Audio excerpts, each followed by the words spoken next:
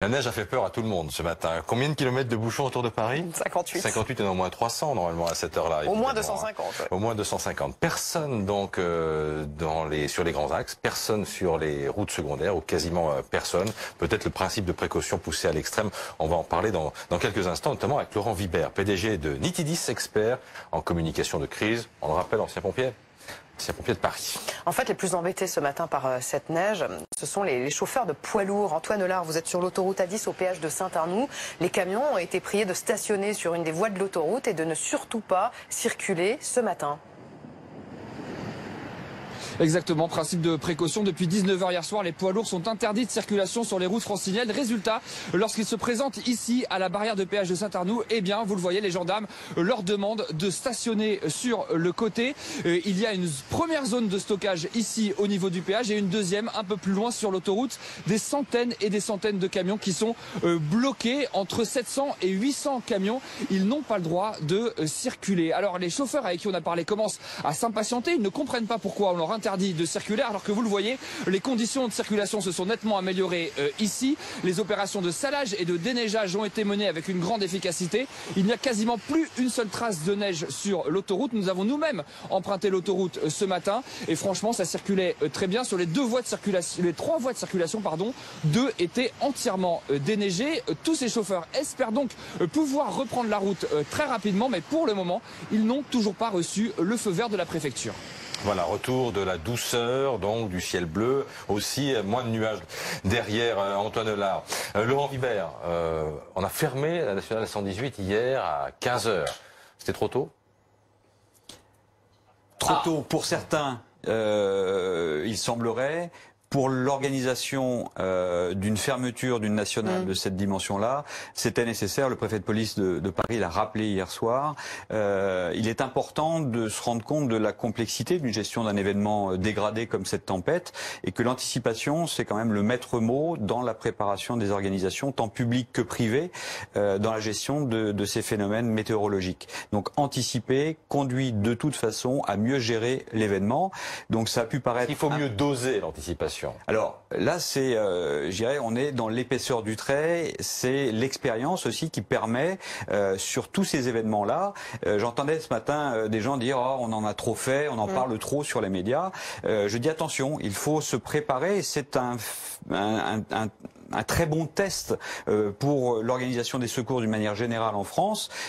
Cette anticipation, ça permet d'ajuster progressivement. On l'a vu par rapport à l'an dernier, on a considérablement avancer et améliorer le dispositif. Donc l'anticipation, maître mot. Conduire aussi la crise, c'est-à-dire être attentif aux évolutions. Le reportage à l'instant sur la fermeture des autoroutes, quand on va réouvrir les sas, donc prendre la décision. On se souvient aussi de la 1 bloquée il y a quelques années, qui avait fait aussi couler beaucoup d'encre.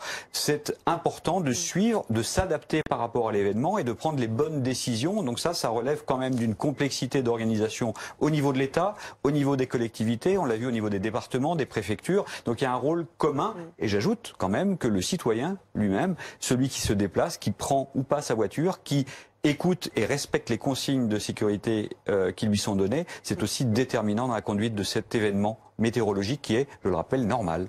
Caroline Dieudonné est justement sur cette nationale 118. Caroline, donc cette route est fermée depuis 15 h hier. Est-ce qu'on a une idée de l'horaire de réouverture ?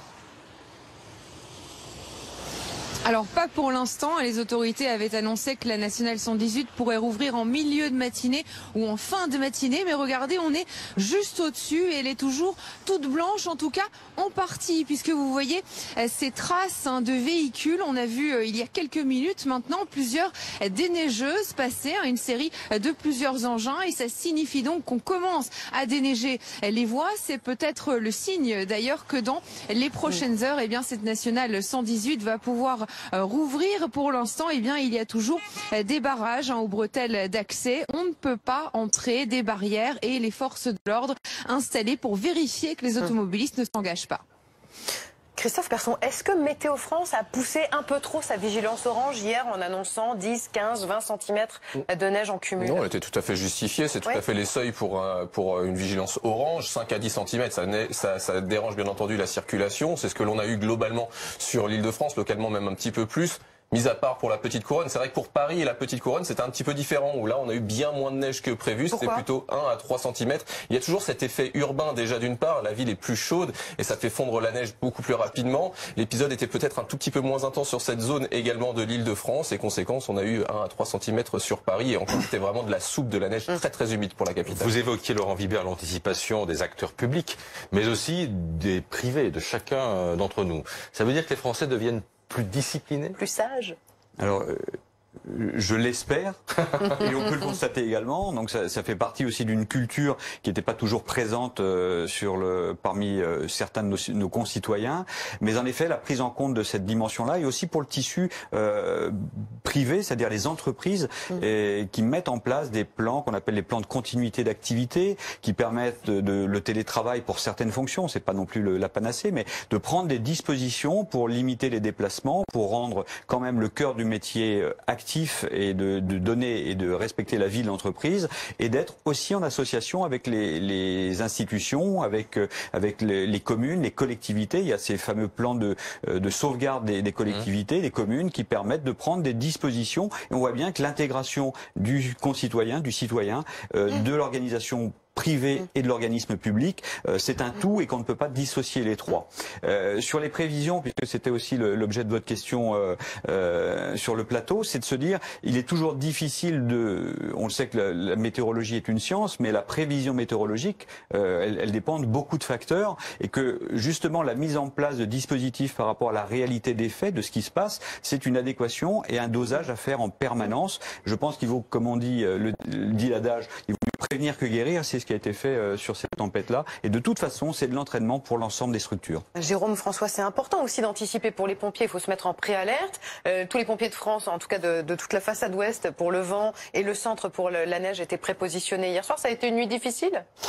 Bien non, finalement, puisque, comme ça vient d'être dit, vraisemblablement, les leçons ont été tirées de l'épisode neigeux de 2018, et là, les Français ont été, entre guillemets, disciplinés, et on a eu très très peu de naufragés de la route. On en a eu quelques-uns malgré tout, et nous, les pompiers mettent des ordres d'opération en place, avec des véhicules, avec les 4 roues motrices, de façon à pouvoir se déplacer sur la neige, avec de quoi faire les premiers secours. Et ce matin, vous n'avez pas de blessés, vous avez un bilan humain.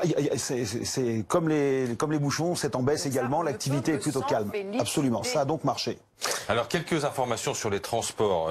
TER perturbés, quelques perturbations ce matin en Île-de-France, et du côté des TGV, aucune annulation, mais des retards pouvant aller de 5 à 20 minutes seulement. Juliette Delage, vous êtes à l'aéroport d'Orly, il y a eu quelques annulations hier soir, et ce matin?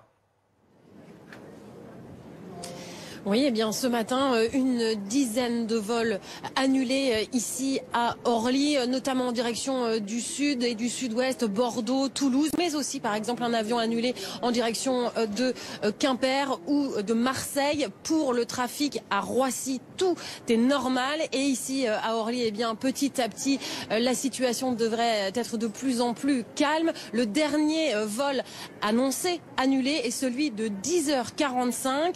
Tous les autres ensuite sont annoncés à l'heure.